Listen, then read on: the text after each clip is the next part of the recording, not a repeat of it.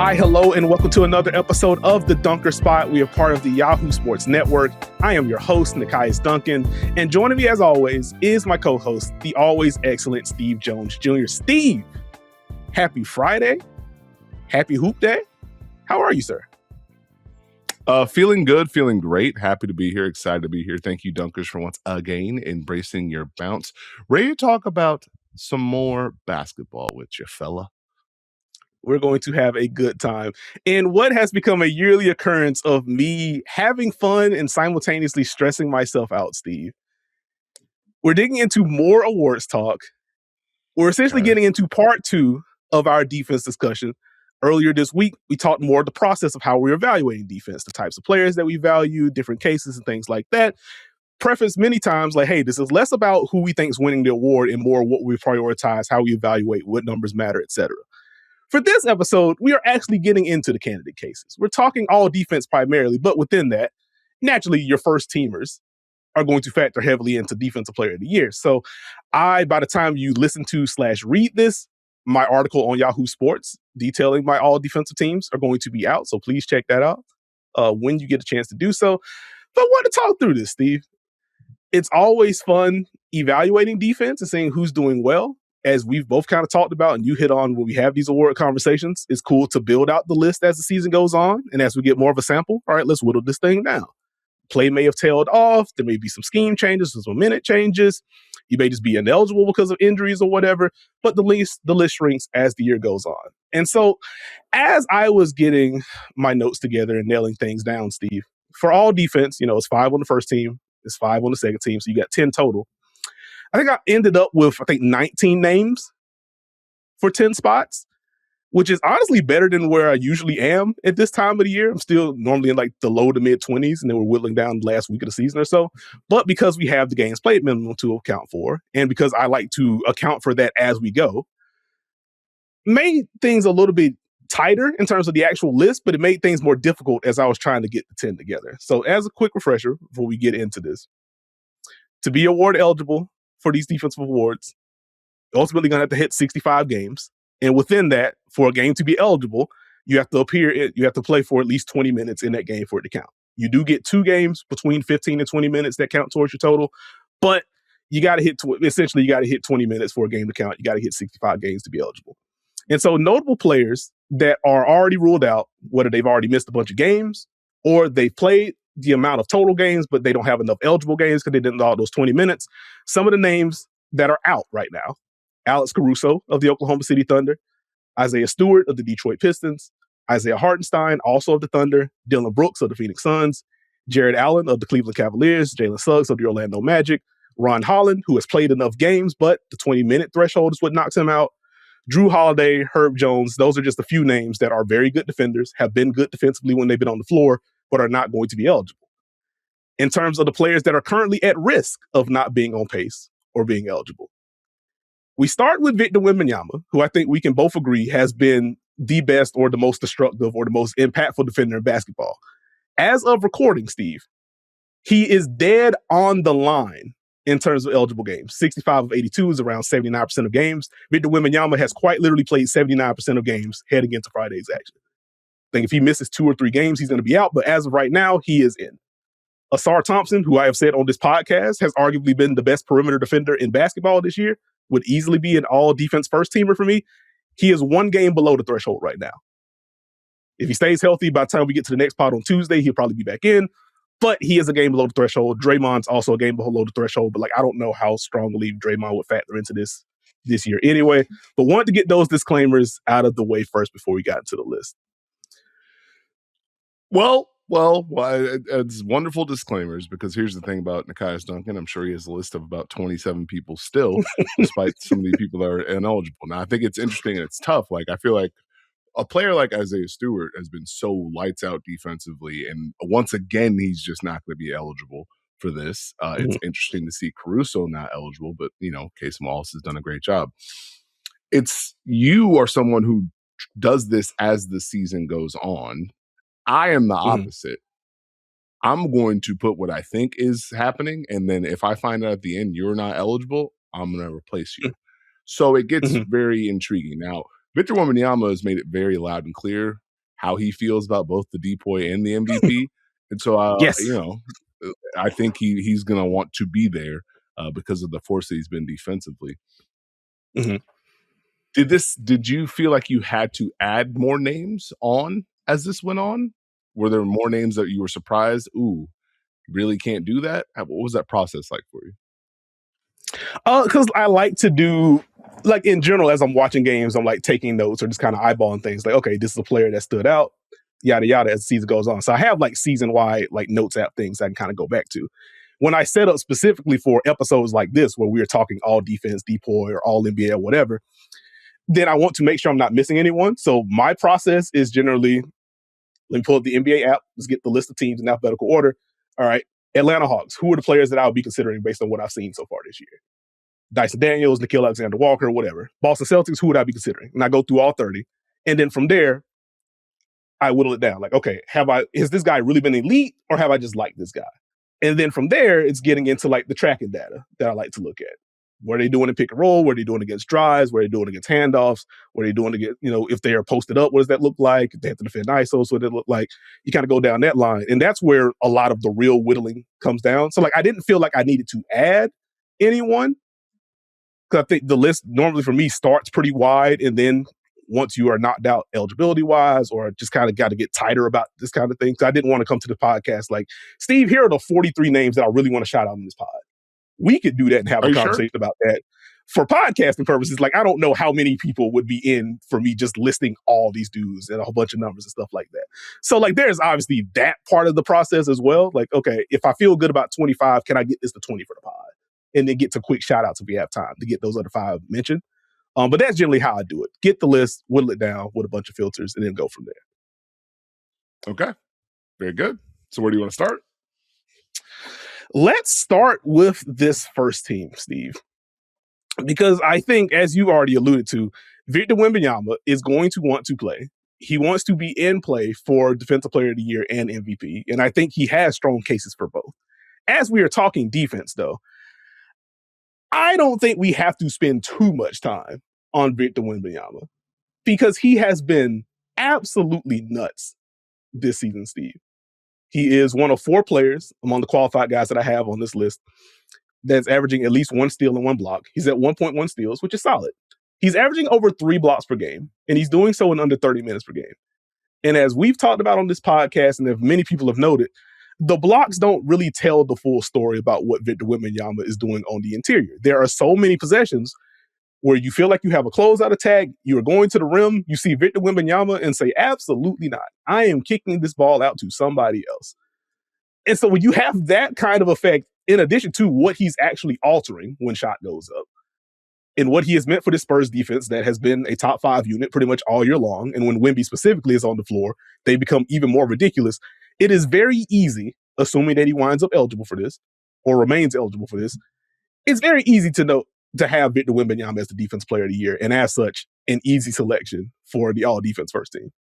It's the command that he's had for this Spurs team as far as how he communicates, when he communicates, and the fact that teams have tried to put, you have to come with a strategy against Wemby, and he's had a counter every time. We pointed out early on, hey, he's, as a weak side defender, if he's low, boy, it's not going to be fun for you. And he's going to work to make sure, hey, I can stay low. I can be on that baseline. I can rotate. I can, get you to think that you have an opening. I can take it away real quick. I can do no-look blocks. Like, he's mastered that part. You want to put me up. But his responses to teams' counters is where it's like, okay, this is extremely impressive.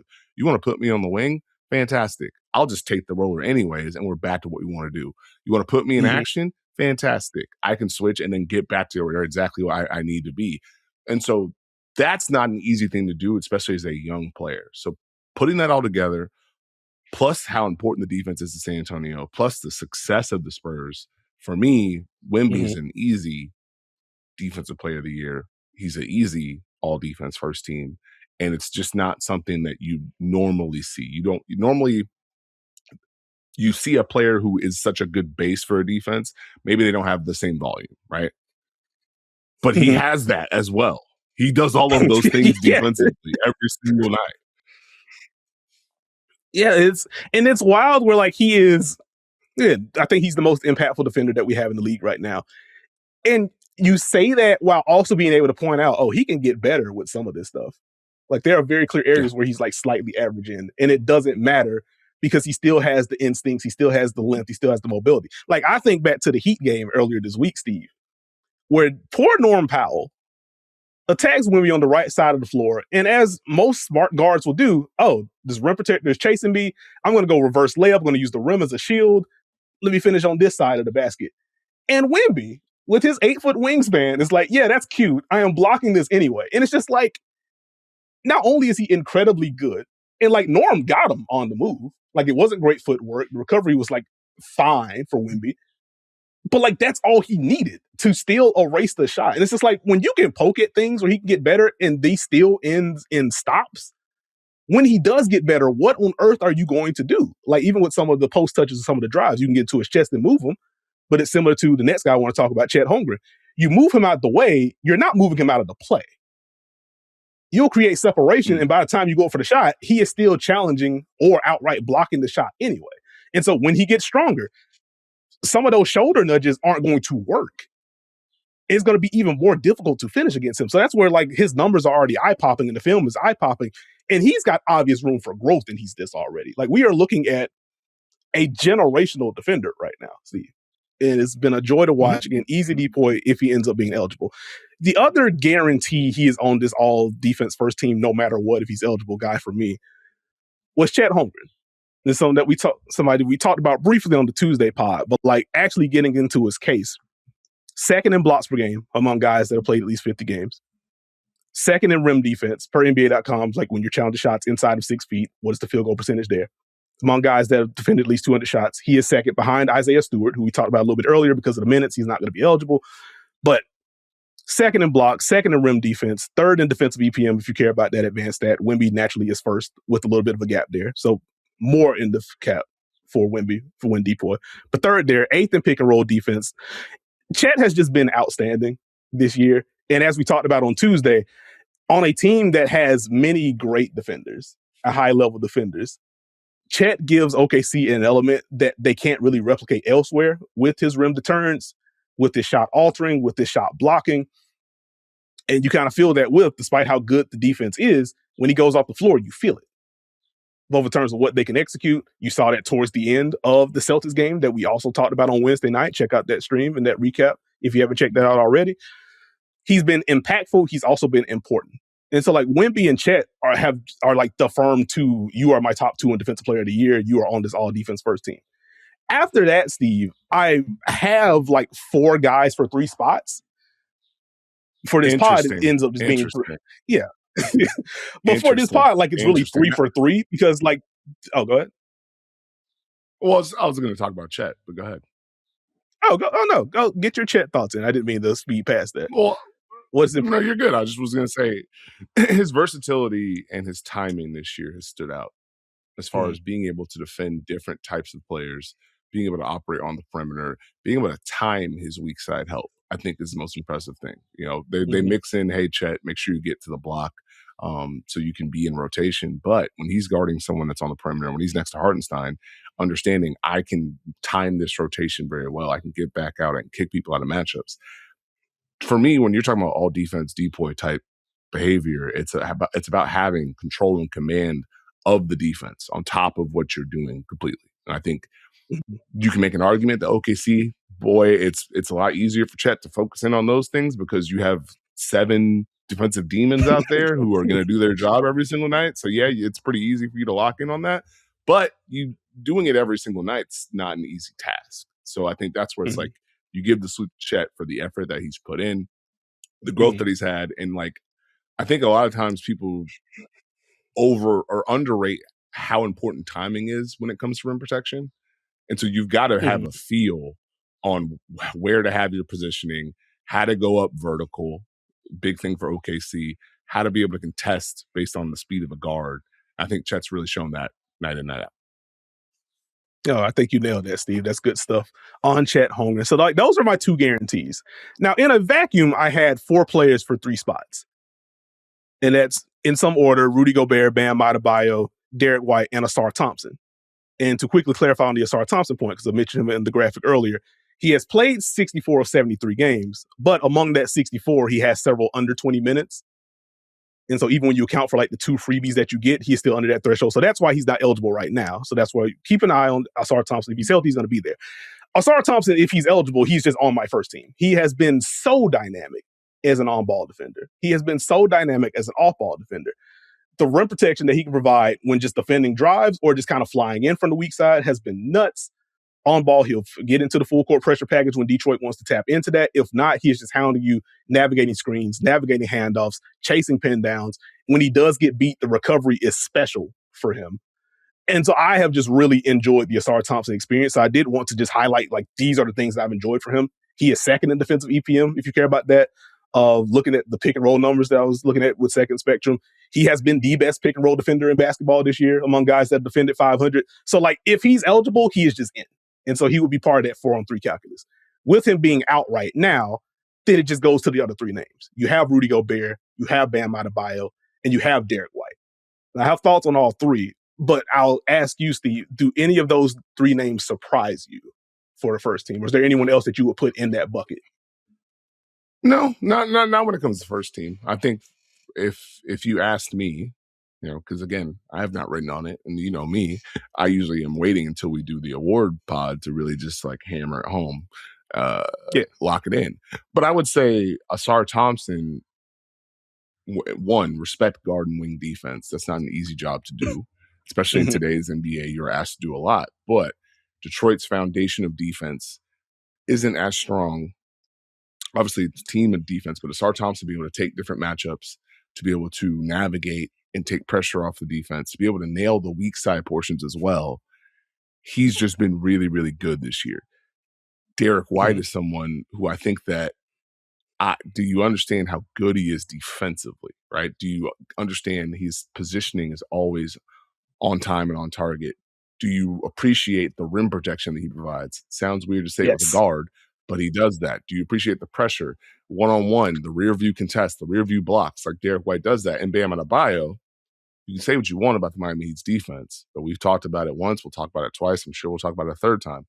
The responsibility that he has to anchor that defense continuously stands out night in, night out. And so I wouldn't be surprised with that. And Rudy Gobert in Minnesota, I get it. He does his job very well. He always has. Rudy Gobert is always probably going to hover around these conversations just because of his impact. He protects the paint. He has great timing, and he does it every single year. So no surprises there with Rudy being in that mix. But for me, if you ask me, I think I'd probably go Bam, Asar, Derek White. Okay. I think that's fair. I think that is fair. I think as I was trying to think about like the third, like what will be the third guy on my defensive player of the year ballot, like I was mostly between Bam and Rudy. And I think to your point, Rudy generally is going to have the paint on rock. I'm going to be in this drop. I can come up and I can late switch if necessary, which I feel like every year I watch, it's like, ooh, I've caught a good stretch of Rudy switch games. Later in the year, ooh, Rudy's getting kind of baked here. This is not great. Minnesota's defense is in peril. This ain't great. And then you look at the season-wide numbers, and Rudy almost always grades well in terms of the switching stuff, in terms of the isolation defense, in terms of the drive defense. It's just like, he just keeps doing this. But then you look at Bam, who we talked with the great Cooper Moorhead not too long ago about, to your point, the great responsibility that he has. Sometimes I'm in a drop. Sometimes I'm asked to switch. Sometimes I'm coming with these late doubles. Sometimes I'm anchoring the zone, especially when we're in these 2 big lineups. I have to do all of this while I got to do a lot on the offensive end too. Like Rudy doesn't have that offensive responsibility that Bam has. And so for me, it was kind of trying to balance out purely defensively. Like Rudy has probably been better once you factor in the overall responsibility bit. That's why I become more impressed with Bam. And then just my own personal bias. As much as I respect rim protection, my eyes are just naturally more drawn to the guy that can switch out on the perimeter and do so like with a level of consistency and against different player archetypes. Like with Rudy, you catch him on some of the late switches and he does well. So I don't want to take that away from him, of course. But like it's more so late switch. With Bam, like switching is the system. Like they have been one of the switchiest teams in basketball. They just want to do that. And part of them wanting to do that is because Bam can handle that. And so, like, I've been going back and forth pretty much all year, but especially as I nailed down to write this piece and come here, it's like, ooh, would I go Rudy or would I go Bam? I gave the slight edge to Rudy, or at least as of March 27th, the slight edge to Rudy. But, like, Bam is right there. Bam is going to be on the first team for me.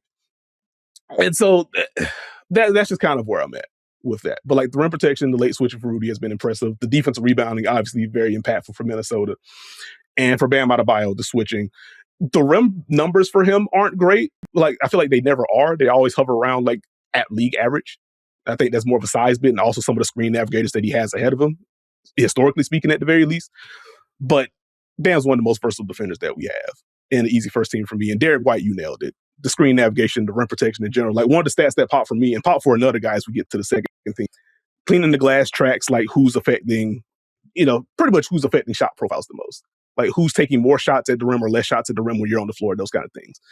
In terms of rim rate, bigs generally dominate that stat. Like, as of right now, Donovan Clingan is one. The rim rate for opponents drops nearly 9 percentage points when he's on the floor compared when it's off. Donovan Clingan's 1. Rudy Gobert is 2. Victor Wembanyama is 3. Nekias Cade is 4, who's another guy that's kind of on the short list for me. Derek White is 5, Steve. That's not how that's supposed to work. It's like Derek White is 5, and the guy that's on number 6 is the guy that ends up on my second team. We're going to get there, though. But again, like, there's obviously going to be lineup context. Like, Derek White and Nekias Cade share the floor quite a bit. Nekias Cade more so in a drop. When they go to Luka Garza, they have him higher up on the floor. So that dictates what shots are available scheme-wise. So, like, there's obvious context to add. This is why you watch the games in addition to the numbers, of course. But it kind of speaks to your point, Steve, where you have Derek White that can kind of fly in and legitimately make plays at the rim when you do get there. And because he's so good at navigating, sometimes some of these drives that you feel are going to be fruitful, you can't get all the way to the paint because of what he's doing. And something that you've hit on with Boston all year is that they also throw in this level and variety of help on top of this to kind of limit what your driving lanes look like. But even when Derek White's not directly guarding the ball, he's impactful there because of what he does at the nail. Again, when he is the low man, he can fly in, get deflections, get steals. He has been phenomenal all year long. And so if Ausar Thompson ends up being eligible, and I project that he ultimately will be, it's going to get tight, like him versus Derek White or him versus Bam or him versus Rudy, depending on, like, what the rest of the season ends up being. Because, again, Wemby and Chet are kind of like my firm too. But that's kind of where I'm at with the first team right now, Steve. We got Wemby, we got Chet, we got Rudy, we got Bam, we got Derek White. Okay. And then we flow. What's this second team look like? Okay, so with the second team, and I'll once again say, like, Ausar Thompson makes this a lot easier because if he's in, you just slide one of those guys down to the second team, and then you're good. So I ultimately end up with 9 guys that I feel really good about. And so on the second team for me right now, Steve, you mentioned him earlier, but Cason Wallace, he is in for me right now. As of recording, second in steals. He is 25th in terms of pick and roll defense, a little over 0.9 points per possession on any trip. Featuring a pick and roll defended by Cason. Very good number, especially among the cast of players. Like, this is between 85 players that have defended at least 500. So Cason grades well in pick and roll, grades well defending off the ball, grades well against dribble handoffs. The on-off differential, which is not an easy thing to impact as a guard, is positive in his favor as well. And I've just enjoyed not just the steals for him, Steve, but the types of steals that he gets. It's not just passing lane stuff. It's not just the big gets the ball at the elbow. They're going into some kind of handoff out of horns. Cason Wallace blindsides you. Like, he has those too. He will just snatch the ball away from you. Or if you're dribbling ball up the court, again, we are, a week removed from trying to remember who the player was, dribbling the ball past half court, goes into a crossover, and Cason Wallace literally just catches the crossover. Didn't poke it loose. Literally just palms it and goes the other way. He has been so disruptive for this OKC defense. And, like, I was trying to decide between, like, him and Lu Dort, because Lu Dort remains very strong on the ball. I feel a little bit worse about his screen navigation than I have in years past for him, but it's still, like, good overall. And Lu Dort will still largely take on, if not the best perimeter guy, at the very least a stronger one, because Cason is still slight at the very least. But Cason can still and has taken on top duties, either when Dort isn't available or just isn't on the floor, or even sometimes, depending on who the top guy is, they will just have Cason on that guard and have him navigate. He's been so good at that. He's been so disruptive. And I'm glad that he's actually, he started, he's gotten enough minutes to where he's not the Caruso-like casualty, to where he plays, but it's only 19 minutes a game, so you can't have him in. I'm glad his minutes have ramped up, and it doesn't feel like the defensive impact has really dropped for him. And so Case and Wallace, I think, deserves to be an all-defense second-team guy. So I have Case and Wallace in. I totally agree. I totally agree with Case and Wallace being in there. I think it's interesting to see, did he benefit from the OKC split to a degree where Caruso is not eligible and Lou Dort's defense has been strong, but it hasn't been the strongest Dort year. So now what he's done, does that elevate in the eyes of some people? I'm intrigued to see who else makes this team. Okay. I'm very intrigued to see who else makes this team. Okay. So we got Case and Wallace. And while we're talking about West guards or West perimeter players, I have Stephon Castle in. This is a take that I've been floating with you for a while now. It's like, hey, he has defended well enough to at least put himself in the conversation. And I think ultimately he has done. Wait. I'm going to call timeout because I've been floating it to you as well. The Spurs have asked this man to defend everyone, every single person in the NBA. Stephon Castle, you guard them. And so his ability to kind of switch and be active on the perimeter, and we talk a lot about Wemby. We don't talk about the effort the Spurs guards have to make around that. Yes, Wemby is calling out the rotations, but Stephon Castle, De'Aaron Fox, all those guys have to be able to nail the rotations around it to provide the kind of help. And Stephon Castle is one of the people, when you watch the Spurs, he makes just some absurd rotations because Wemby exists. And that you combine the weak side efforts, you combine the pressure that he provides on ball, it's hard to deny him. So I'm a little surprised you had him this high. Well, where do you go to college? Oh, is this what we're doing? The shout out to UConn, still an attorney. We'll see what it looks like this weekend. My bad. But that's what a shot from Steve. But no, in all seriousness, yeah, the variety of assignments that he's had to take on, in addition to the navigation, you talked about the rotations that he's been able to make. It's been kind of wild. Like, the thing to bring up and ask you, and you kind of touched on it as you were talking about Stephon Castle, is how have you kind of graded Castle with Wemby versus Castle without Wemby? And like, this is a defense question, but I think there has been larger discussions about what does Stephon Castle look like in the minutes where he's not sharing it with Wemby, when you don't have the roll gravity on offense and you don't have the rim protection that unlocks some of his aggression defensively. Like, does that factor in for you at all? Or is there anything that you've kind of taken note of, like, this does not necessarily that it's bad, but it's like, oh, okay, well, this doesn't look the same. Or do you have any kind of concerns there? Or like, how have you kind of felt about that portion? I don't know if you could do that with Wemby. Like, on-off things, if you're in a different lineup, your defense is naturally going to look different because you're probably with someone who's different defensively, right?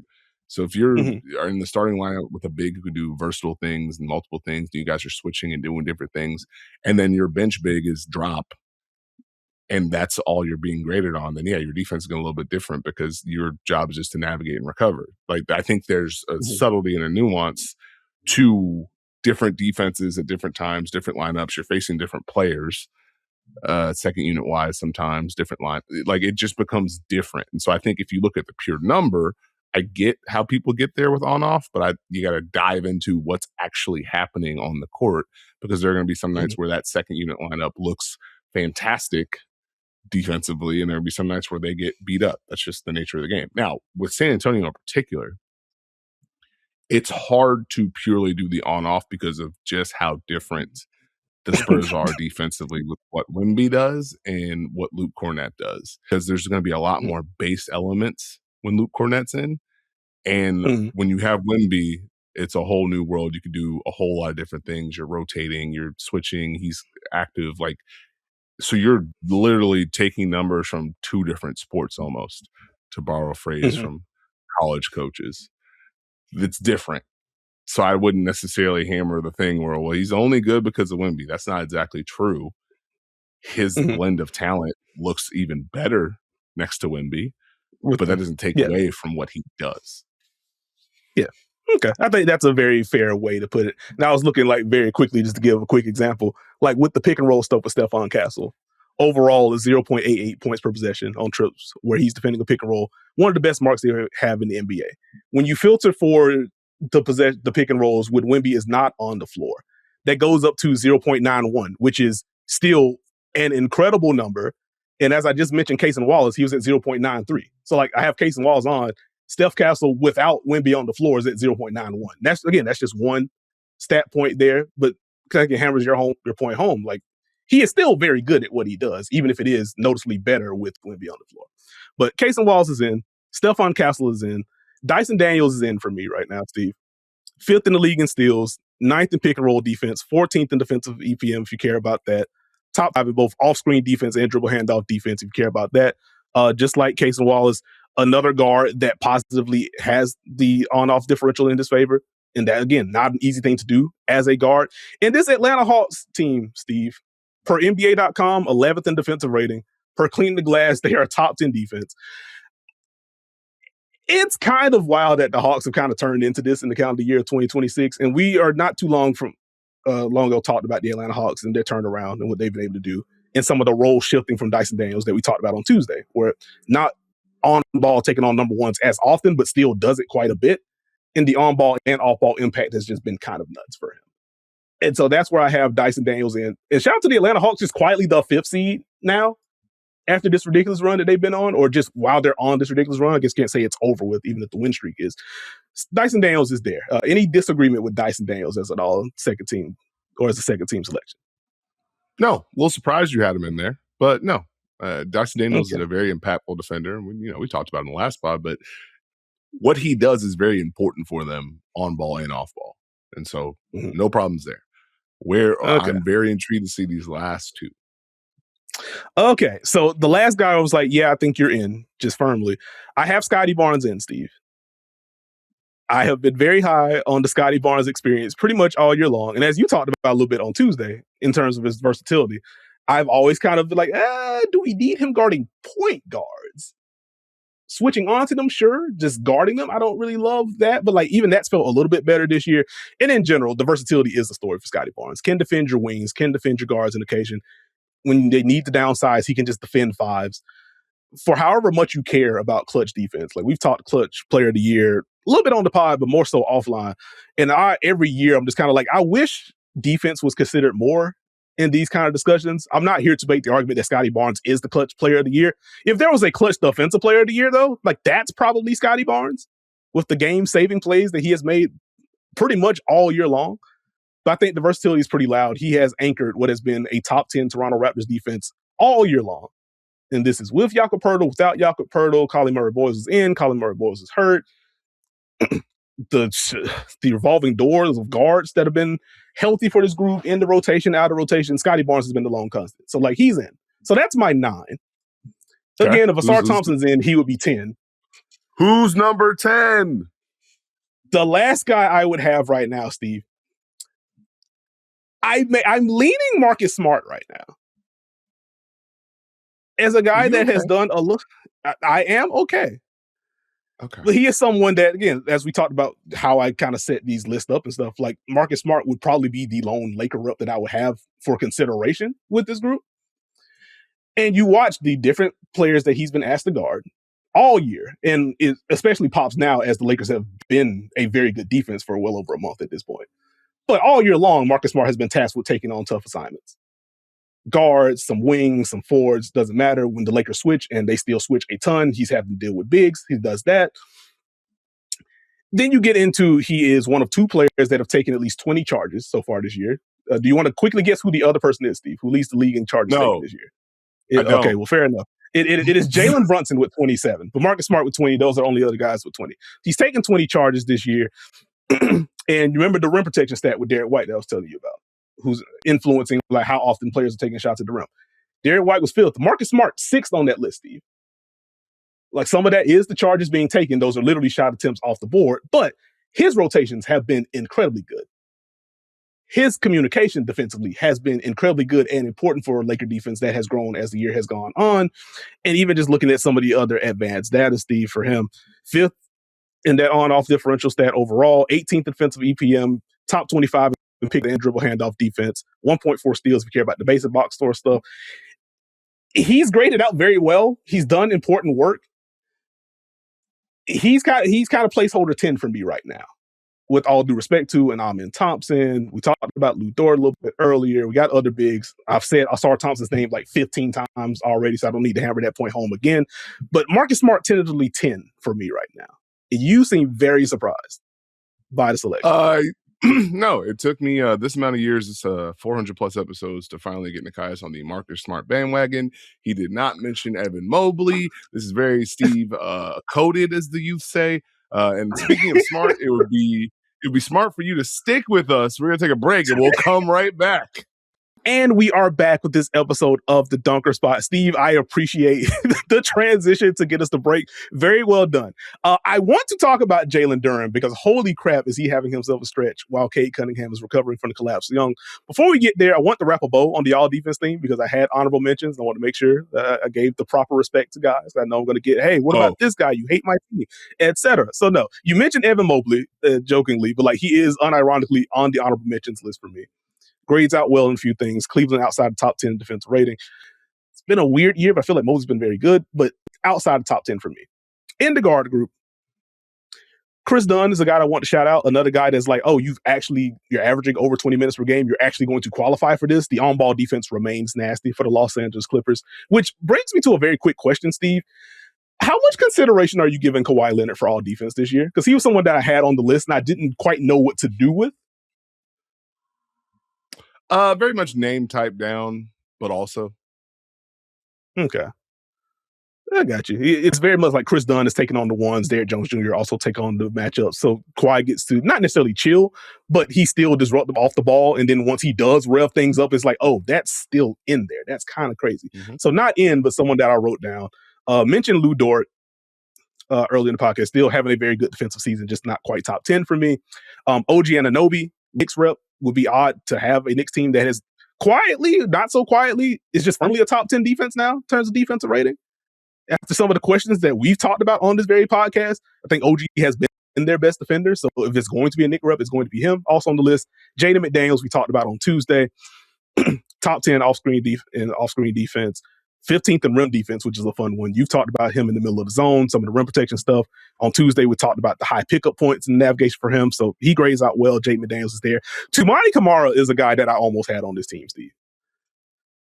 As we mentioned, the backcourt pickup thing with Jaden McDaniels on Tuesday, Toumani Camara is number one by a mile in how often he's been asked to do that for a Portland Trailblazer defense that is also top 10 in the league overall in defensive rating, Steve, per Cleaning the Glass. Top 10 half-court defense as well. Toumani remains kind of nuts. Fourth in charges taken. Top 10 defending dribble handoffs. Good pick-and-roll defender. Drive defense has been sound. He's taken on so many ridiculous assignments this year.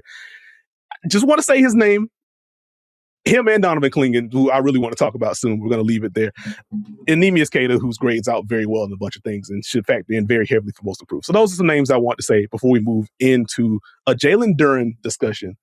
Because, oh my goodness, I know in a little you have been watching the Detroit Pistons, but like just as a general starter for this conversation, have we been paying attention to what Jalen Duren has been doing? On the year, having a career year is going to be in the most improved conversation at the very least. Don't know about front runner. We can talk about it. But he's going to be in the conversation at the very least. 19.5 points per game this year. Easily a career high. 64% on twos. 74% from the line on over 6 attempts. Nearly 11 boards, 4 offensive rebounds, still in the block per game. He is on a stretch right now, Steve, where he has scored 20 or more points in 8 straight games. This is easily the longest stretch of his career. Across those 8 games, averaging 26 points a game, 11 rebounds per game, 2 assists, about a steal and a block per game. He has been incredibly efficient, and he has gotten to the free throw line quite a bit, Steve. 80% from the line on 9.5 attempts. And I think for me with Jalen Duren, and this has been even louder since Cade has been out, they've needed him to do more offensively. His comfort with the ball in his hands has been some of my favorite things to watch over the last few weeks. To where we saw the growth last year, where you saw some of the face-ups and some of the drives where he's putting the shoulder into people, and it's like, ooh, okay, this is interesting. This is nice. That has revved up a little bit more this year. And I think one of the early points that you made about Jalen Duren, as we talked about him over the last couple of years, is like, hey, we're keeping track of what he looks like as a handoff guy. Are these exchanges clean? Is he getting contact when he's doing these handoffs? What are the roles look like from there? That stuff has felt cleaner.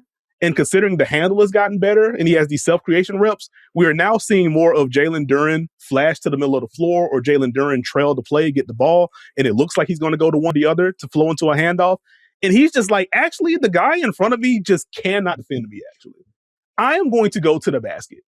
And the fact that the Pistons have also like sprinkled in some of these like drag screens for him is not heavy volume. Like over the last, I want to say over the last 5 or 8 games, it's like 3 total pick and roll reps. But overall this year, he has ran more pick and rolls than he did all of last season. And so you're sprinkling in that stuff for him. And I'm just like, hey, man, earlier this year, he was knocking down, it felt like every mid-range jumper he took. Like that is kind of cooled off. He just looks like such a dynamic offensive player now. And that's before getting into what he does as a lob threat. I'm having fun with Jalen. Well, I mean, I think the thing is, hopefully you saw it before Cade was out, but I think the emphasis has to be the fact that Jalen Duren is continuing to have success with Cade being injured speaks to what Jalen Duren has grown into on the offensive side of the floor and the defensive side of the floor. I think early on in this Pistons season, his growth was a big stamp for this team, right? On both ends of the floor. He got better timing defensively as far as his rim protection, had better effort, more consistency with his versatility. And offensively, you know, we talked about his ability to screen, to roll, make plays on the short roll, punish smaller defenders if they are the weak side help.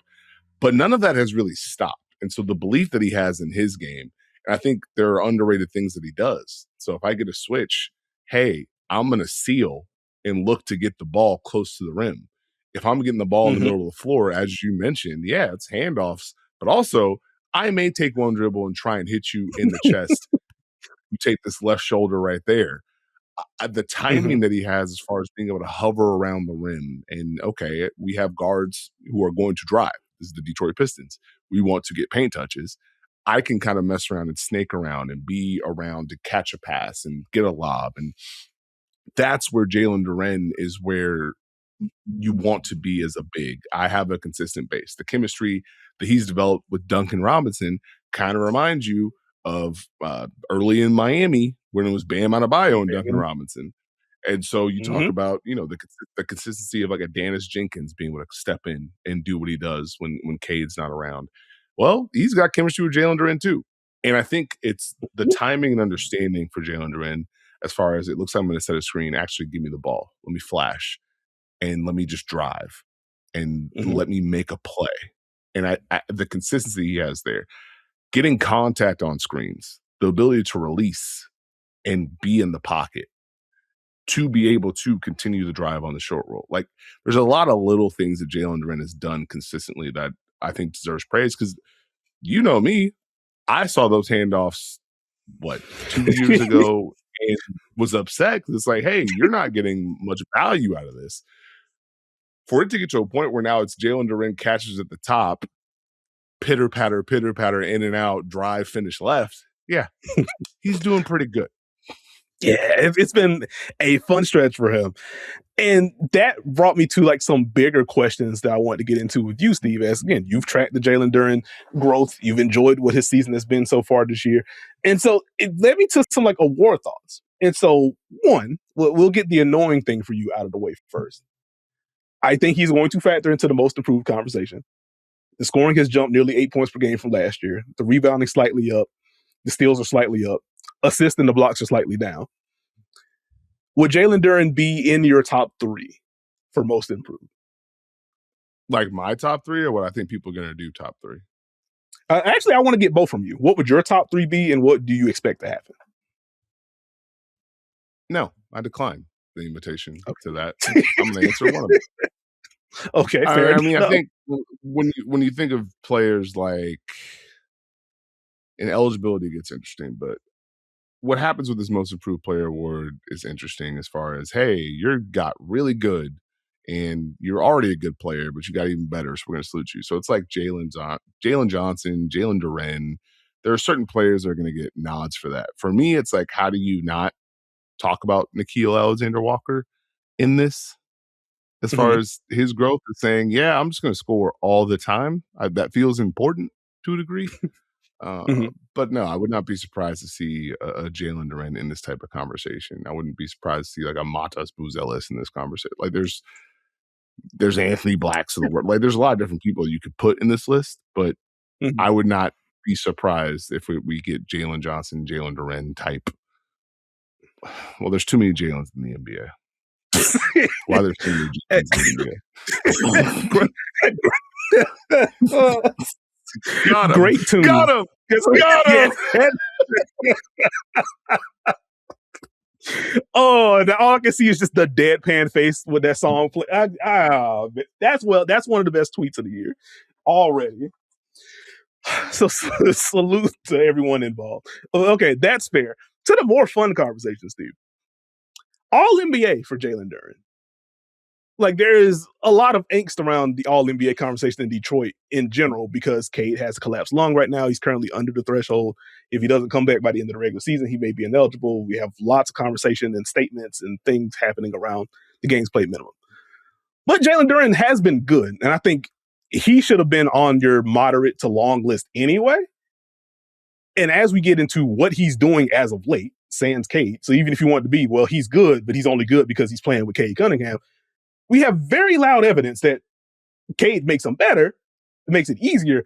It's not just that. He's good. And then you also factor in some guys may be ineligible for this. So, like, does Jalen Duren have a real shot at this? Would he be an all-NBA third-team selection for you? Or how close would he be for you? I mean, he'd be a name on the board. You know, for me, I know you meticulously track it all year long. You have a short list of 97 people. I kind of have an idea in my head. Like, you know what? Playing really good. I consider it, jot it down. But I did this with Paolo Banchero. I think it was like last year or 2 years ago. And I was like, Paolo's really been this good. He's been this good. And then I sat down and I was like putting everything together. And I was like, oh, Paolo, who I thought was a shoo-in, is now not on this list. So I don't know what I do with that. So, I mean, I wouldn't be surprised if he's in consideration, but I don't know if I would put him down in pen right now. Okay. I think that's fair. I think he is getting closer. I think it's like the simple / cop-out answer for me. He is getting closer. Because, like, I thought he was a pretty easy all-star this year. But again, you're looking at, top 24 in that case. All-NBA, you're looking at top 15. So the list shrinks.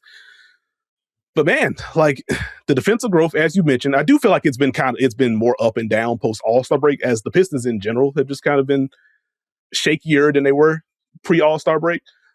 But like, I think overall it still grades out as good.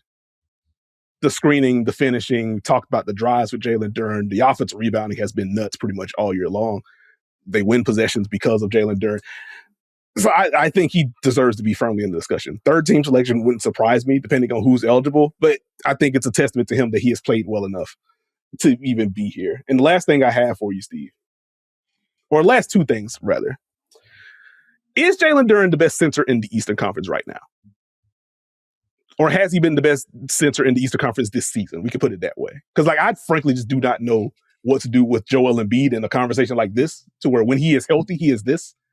But it has been, I think, 34 games for him as of recording. So it's like he hasn't provided more value than Jalen Duren, but I don't know if I'm ready to say he's better. Like, how would you grade Jalen Duren amongst East centers right now? This feels like, is this a take that you have? Is this bait? Is this rage bait? No, it's not. We don't do bait on this podcast. I mean, I think there's different ways to evaluate it. And I think you could argue that Jalen Duren has absolutely been one of the top centers in you said the East of the NBA. I want to do East first, and then we can broaden the scope. No, I mean, I think it basically becomes Jalen Duren against Cat to a degree. And so it depends on how do you evaluate both of them. Now, they have differences. They have similarities. So if you want to get in that comparison game, that's fine. But I don't think it's hard to say Jalen Duren's been one of the top centers in the East. Top 3 for sure. I'd go there. Yeah, like, if you look at ceilings, like Joel Embiid came back, got right back to business. And so it's like, Chicago. Do we discount his talent? Like, he's still Joel Embiid. He's just trying to figure out how to be able to stay on the court. So does that put him top 4? But I don't. It's not a hard argument. It's not a hard argument. Like, if you're talking him, Bam, Cat, and Joel Embiid, that feels like your top 4, right? Yeah, like, I think those are the 4, and that's why I wanted to bring this to you, because like I was also having a similar. Again, on one hand, just like, what do I do with Joel Embiid? Because I think from a talent perspective, the answer is just Joel Embiid in the Eastern Conference. unless you are considering Giannis as a 5, then I think that becomes Giannis. But either way, like I think it is just Joel Embiid. If he's played 34 games, like I don't think Joel Embiid has provided more value than Jalen Duren this year. I don't think Joel Embiid has provided more value than Cade. I don't think he's provided more value, just kind of go down the line there just because he hasn't been on the floor enough. And like, that's not his fault, of course. But that's where who's the best versus who has been the best this year gets different. I think for me, like I agree with you. I think it's kind of a triple threat match between Jalen Duren, Karl-Anthony Towns, and Bam Adebayo. I think Bam has been the best defensive player of the bunch. I don't think there should be much argument about that. Best offensive player of the bunch gets interesting because like this hasn't been the best Cat shooting season, but like we know what he can do and what they can open up. You always have to track what the drives and post-ups are for Cat, but like even that has felt a little bit better as of late. And we do just have the longer history of Karl-Anthony Towns, so like that gets interesting. Jalen Duren certainly doesn't have like the shooting history or the shooting talent of a Cat or even a Bam, at least right now. But good Lord, the drives from Jalen Duren were very good last season. They have been very good this year. And during this most recent stretch, it's nearly 1.3 points per possession on drives over his last 8 games, Steve. That's not supposed to happen for anyone. Like, that is a number that you think of for Shai Gilgeous-Alexander or Luka Doncic or insert superstar perimeter player here. That is not a stat that you drop for Jalen Duren. And so, like, oh boy. Like, I think I would probably give it comes down to Duren versus Bam for me, I think, for best center in the East right now. I'd probably lean Bam because of the defense. But like, Duren's right there. And again, I think a testament to how good he has been and what kind of growth he's displayed this year that he's here. Okay. I would probably say Bam, Duren, Cat would probably be what I'd do. So wait. You went Bam, Duren, Cat? Or Duren, Bam? Among those three. Bam, Duren, Cat. So you have Jalen Duren as a top 5 center in the NBA. Is that what you're telling me? Yeah, I think I would have him top 5, at least right now, or based on what's happened so far this year. Like my top 5 would be. Hold on, before you really top 5, I'm doing math. We got Nikola Jokic, we got Victor Wembanyama. You put Bam above Duren. So where are we going? Chet Holmgren's the other guy on the list for me. So I think my top 5 right now would be Jokic, Wemby. What's your top 5? Oh, I would have Jokic, Wemby, Bam, Chet, Duren. Will be my 5 right now. Is Chet a 5? Like, I think holistically, yes, but like I think that's also a fair thing to bring up because he has started so many of his games next to Isaiah Hartenstein, or at least if you want to broaden it out to last year as well, because both of those guys have missed time this year, and Hartenstein has missed a bunch of time this year. And so, like, if you want to remove Chet, like I think that is more than fair. You know how granular I get when it comes to who is what position. So, like, I'm not opposed at all to actually Chet shouldn't be here because he's played more 4 than 5. And so if you take if you take out Chet, then does that become Karl-Anthony Towns? Is there another guy that you would factor into that discussion? I think it gets interesting for them. Me? Yeah. I mean, I think I don't have an argument with the top 5 to a degree. I just think it's interesting that Jalen Duren has risen up there. Now, there's someone who plays for a team in Texas that you didn't bring up in this conversation. So I'm intrigued. Where's Alperen Sengun for you? Big guy? He is someone guard, okay. But no, in all seriousness, Alperen Sengun should be the firm answer in the top 5. And I do think from a talent perspective, he can still absolutely get there. But it has been such a turn from earlier this season, Steve. We were talking on this very podcast where I'm just like, hey, I think through the first like month and a half of the year, like I think if Houston has an MVP candidate, I think Sengun's been a little bit better than KD to start the year. Like Sengun was my MVP candidate for Houston earlier this year. Yes, you did. And you did say that. That is, yeah, that's the thing that I stand by. Like I felt that's where it was earlier this year. That is no longer the case, Steve. I think the defense has gone backwards in a real way. The finishing has not perked up in the way that I would like. I do think there is just roster/lineup context that doesn't make life easier for Alperen Sengun, which is why I'm not like writing him off as a star level center or anything like that. But yeah, he has not maintained that same level of impact that I saw from him earlier in the year on both ends of the floor. And so in a vacuum, Şengün should be one of the answers to this. Like we should be having a Şengün versus Chet or Şengün versus Bam conversation. I can't have that in good conscience. Not right now. He obviously has time to change that, close out the season strong, have a strong playoff run, etc. But yeah, I can't have Şengün in like top 5 discussions right now. I can't. I would like to. Can't do it in good conscience. Other guys, like we talked about Rudy, I think the offense is going to have him below some of these other guys, but like the defensive impact puts him in the conversation. Jared Allen, the games played thing is going to ding him for this conversation. He's played 51, more than Joel Embiid, but it's like still below some of these other guys. I do feel like Jared Allen has just had kind of an underrated season when he's been on the floor. Like we were very complimentary early on. Him and James Harden just formed a mind meld very early on. And like I do think the defense has been good. He finishes everything. The passing when he gets to it from the high post and when they flow into the handoffs have been good. So he's another name I would bring up at the very least in a conversation like this. But yeah, I think that's where we're at. But my 5 would be Jokic, Wemby, Bam, Chet, Duren. Last center question I have for you before we get into the latest news. Is Jokic versus Wemby a real conversation for you yet?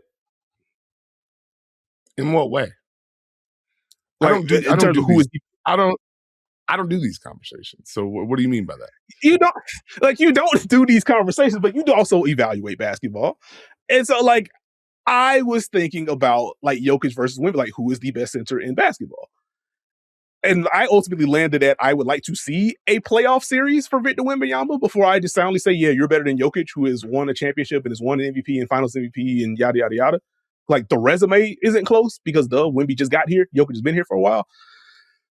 But if Wemby is already very good offensively, sub-elite, I would say, but very good offensively with ridiculous roll gravity, the playmaking is coming along, the shot making inside the arc is coming along.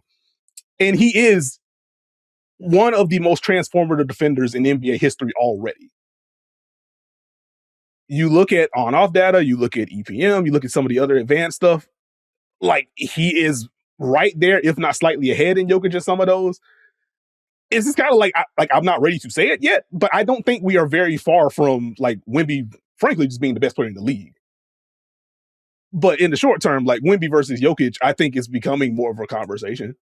I think we're on the cusp of having a more serious one. So I just want to see like where you were with those two. Like I think they are clearly 2 top 5 players in the league right now. But like I just wanted to see where you were with those two in particular. We're having too many conversations these days, and this feels like a soft launch Victor Wembanyama MVP. I just want every dunker that can hear me or see me to know that I know what this is. I know what this question is. I see you. I see you. You are not John Cena. What I would say is I would need Wemby has such a tremendous ability on the defensive end of the floor, and we've seen the growth offensively with his drives, mixing in shots, his ability to steal. Jokic's, hey, you're not going to have any fun with his offense. I haven't seen that from Wemby yet. And so a lot of teams these days are saying, hey, look, it's Jokic. We're going to put a wing on him or we're going to switch. And then you have the nights where Jokic is just like, fine, whatever. And then you have the nights where Jokic is like, actually, I'm going to score. I'm going to keep scoring. I'm going to continue scoring. And I know that you are going to double. You know that I know that you're going to double. And I'm going to make every pass. And so that's a command that Wemby doesn't quite have yet. That Jokic may not hit all the time, but when he hits it, it's clear as day. It's curtain. And so I haven't necessarily seen that portion yet. So for me, it's still Jokic to a degree. Wemby's knocking on the door. He's living in the neighborhood. I understand that. And Jokic may be what he is defensively, but he does his job. They have just countering bits. No, that's fair. And like, that's why I wanted to be intentional about framing it with like, how close is this for you versus is Wemby just better than Jokic right now? Because like, again, I'm not even there yet. But to bounce off what you said, like I do think he's kind of knocking on the door of having these conversations. Like I want to see a playoff run. There's just a level of sustainability that you have to have. But like the defense alone kind of puts him in this. And if he is going to be 20 plus points per game, playmaking going to be solid, especially if teams send more doubles, you get more comfortable with that. Like we're getting close to having a real conversation about this. That's all I'm saying. I'm not soft launching the MVP take. I think you are ascribing a narrative that I do not subscribe to yet. But Wemby is just very good. But that was Jalen Duren. Why? Are you ready to get to some news? No, I'm not. You shouldn't be so defensive. You should tell the people about what we have in the next segment. I just wanted to have a conversation. I don't think I'm being defensive. I think we were having a conversation. I was giving a rebuttal. That's all that was. But anyway, we are going to take a quick break. And when we return, Breanna Stewart joins the program for the first time. Wide-ranging conversation with Stewie. We talk defense. We talk podcasting, a little bit of everything. Please stay tuned. And we are back with this episode of The Dunker Spot, and we have a special guest on the show, Breanna Stewart, joining us on the program for the first time. Stewie, thank you for taking the time out. How are you doing? Thank you for having me. I'm doing great. I'm happy to be getting back to my normal thing in Brooklyn, CBA done, March Madness, just kind of enjoying the vibes right now. I would imagine so. The one question I had on the CBA front is less detailed, but more the reporting that there were these 8, 10, 12-hour meetings as we got towards the end of this thing. Have you ever been a part of anything like that? And just what was that experience like for you? No, I've never been a part of anything like that. And the experience was it was cool and very helpful to be there and just really understand it all. But at the same time, I was like, you know what? I'm not interested in being a lawyer. I don't want to fight about words and language and how does this sound and all of that. I think that overall the player perspective was great to be there, but yeah, very long days for consecutive days, unhealthy sleep habits at that point. So anything normal is a good thing right now, right? I think I would imagine you would take that. One question that I always like to ask when we have players or coaches or anything on is, one, how they kind of fell in love with the game of basketball, and if you are able to detach and kind of watch casually at all. So how did you get into basketball, and how are you able to absorb basketball when you're not playing? Yeah, so I got into basketball probably when I was 7 or 8. My dad put me in just it was called Liverpool Optimists, just a youth league. So you can do something. And I fell in love with it. I learned how to be competitive, and it created some of my best friends. And basketball absorbs me because when I'm not playing it, I want to watch. I want to be a part of it all the time. And like anything, it's an obsession. When you have a hobby like that, it's you're just how can I continue to be better? Understood. Related to that, and since we have you on the podcast, you now have a podcast with Miles Turner, Game Recognized Game.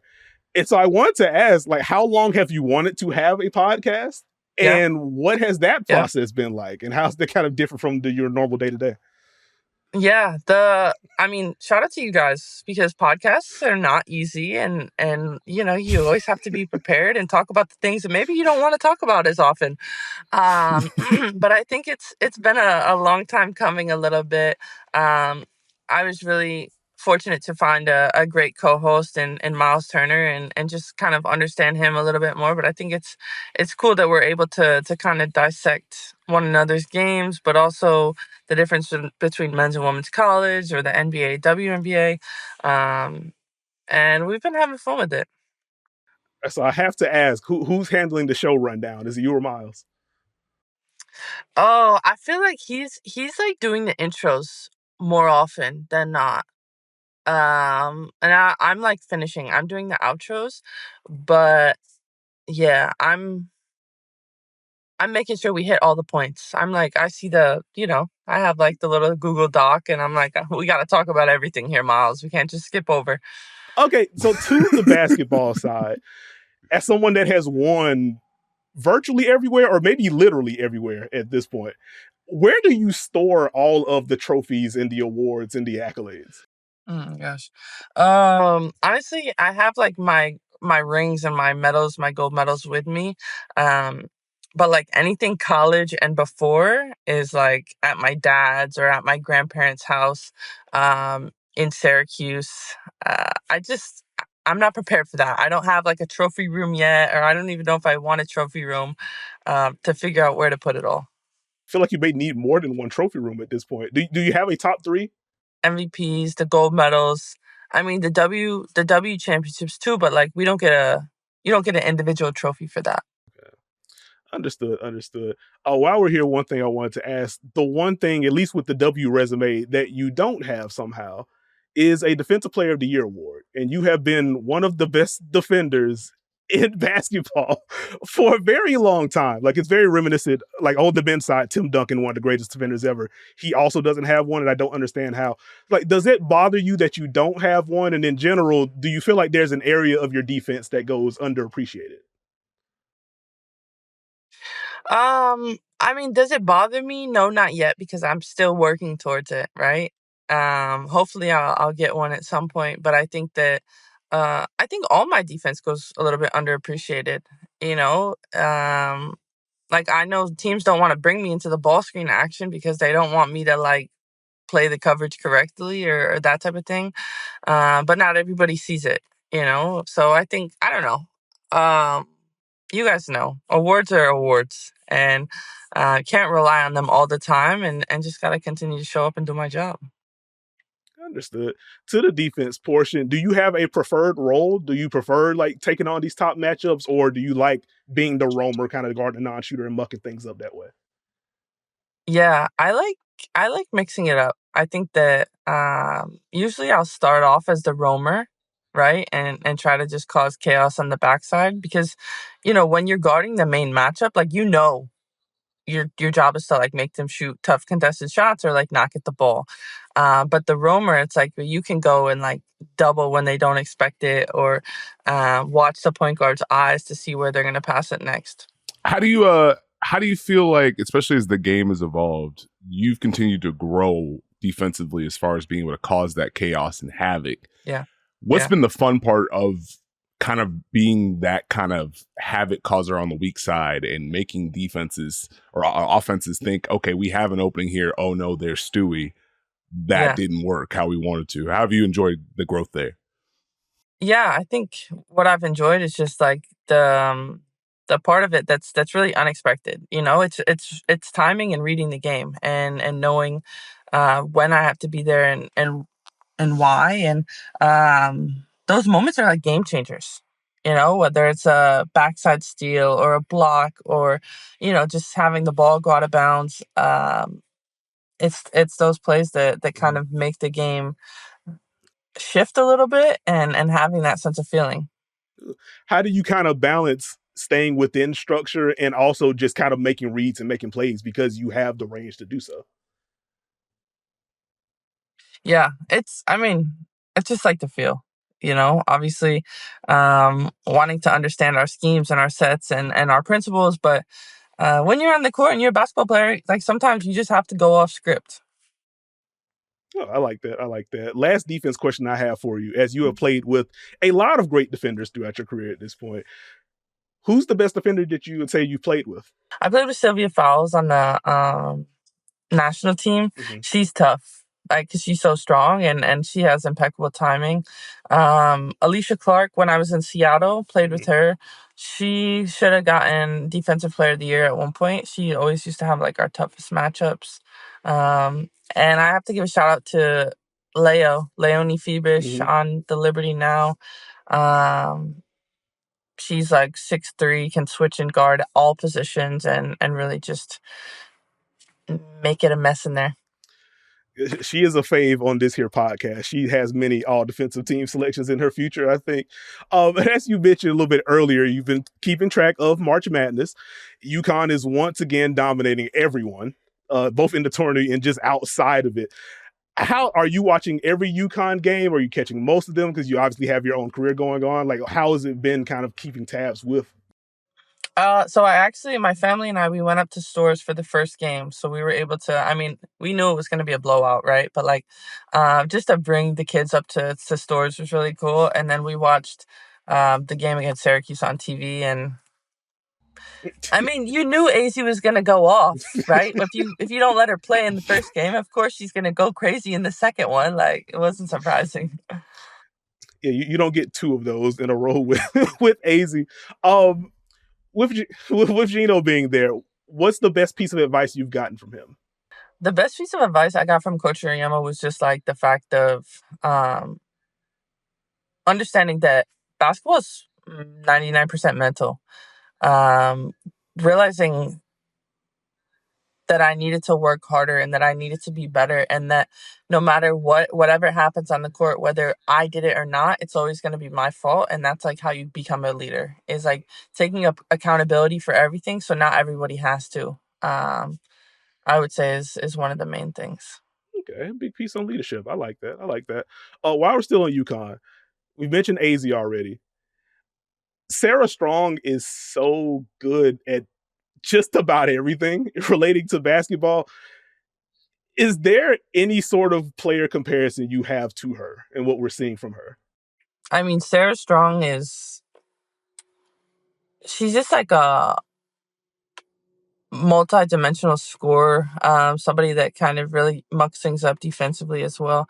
It's interesting because the way she plays like reminds me of how Morgan Tuck played in college, because I played with her, and it was like, can shoot the three, can get downhill. Obviously she's winning like National Player of the Year in most every, I don't even know, media category. So excited to see what the future holds for her, but a player comp, I don't know. She's kind of like creating a space for her own. Is there any piece of her game that you see her pull off and it's like, oh, that reminds me of me when I was at UConn? Just her ability to get downhill, like her ability to kind of make reads, stretch the floor, definitely reminds me of me for sure. Well, since we're talking about getting downhill, Stewie, I have a question. It's kind of a basketball riddle, but it's one of my favorite ones to do because you have the ability to get downhill. You can get to your pull-up. You can get to your fadeaway, pull-up three. Does the drive set up the shot, or does the shot set up the drive? The drive sets up the shot. There we go. Because you get downhill once, right? And then they know you're trying to go that way, and then you have the shot. That has made Steve so happy. Oh, related basketball question for you. Could you ever see yourself coaching? I don't know. I would need like a very high salary. You know what? I respect that so much. You mentioned the leadership piece, and again, you've won everywhere. You've executed multiple roles on both ends. I feel you would have the wealth and knowledge to do so, but the salary piece is probably an important one. I think that is certainly fair. Exactly. On that front. Last question I have for you, Stewie. You are in partnership with Reese's. Would you like to tell us what you have going on with Reese's?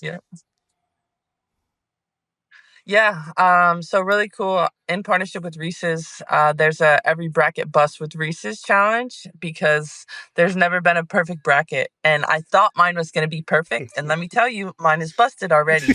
But if your bracket busts, you get a chance to go to the men's or women's Final Four or championship game. And also you get free Reese's. So it's just like a way to be happy about losing. But I still got my two teams in, so shout out to UConn. Oh, see, there we go. There we go. Thank you, Stewie, for joining us. We really appreciate you taking the time out with us. Thank you, Stewie, for joining us. Thank you, Steve, for rocking with me. And thank you all for watching and or listening to this episode of The Dunker Spot. Please subscribe if you haven't already. We are on Apple, Spotify, RIP Google, Stitcher, Podbean, wherever you get your podcasts, you can find us. Subscribe to the Yahoo NBA YouTube channel if you haven't already. Catch our pods, catch our fun content. We just had a dunk tape drop on LeBron James and Luka Doncic and how they're interacting with each other. So check that out if you haven't already. You can follow me on socials at Nekias NBA. You can follow Steve on socials at Steve Jones 20. And with that, we will catch y'all next week.